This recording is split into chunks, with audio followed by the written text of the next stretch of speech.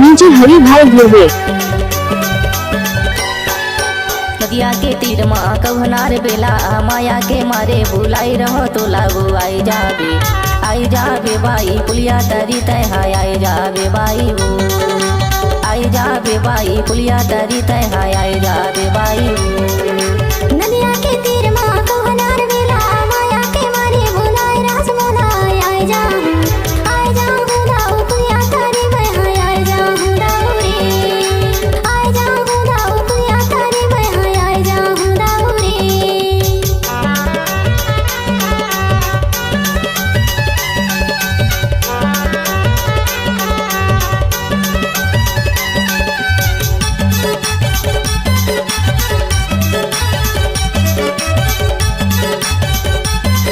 हरि भाई गांव सिंगापुर वाले।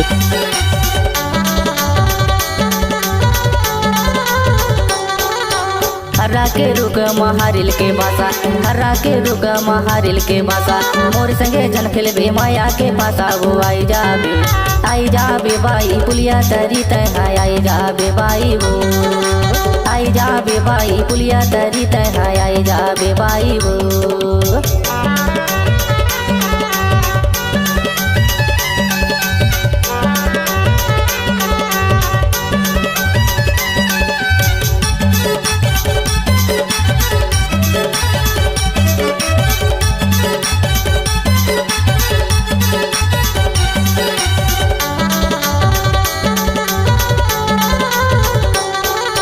कौहा के डारा हवा मंडोले इतनी कौहा के डारा हवा मंडोले मोर माया करिया नजर में झूलेगा आई जा हूँ मैया पुलिया तरी मैं आई जा हूँ दाऊरे आई जा हूँ मैया पुलिया तरी मैं आई जा हूँ दाऊरे।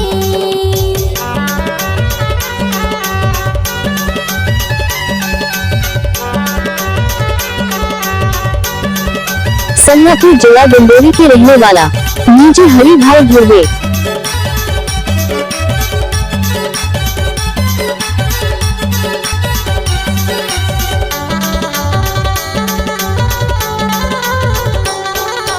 पुलिया के ऊपर चले लया आटो पुलिया के ऊपर चले लया आटो दोनों संगे माया पन की चाप फोटो वो आई जाबे बाई पुलिया तरी तय आई जाबे बाई वो आई जाबे बाई पुलिया तरी तय आई जाबे बाई वो।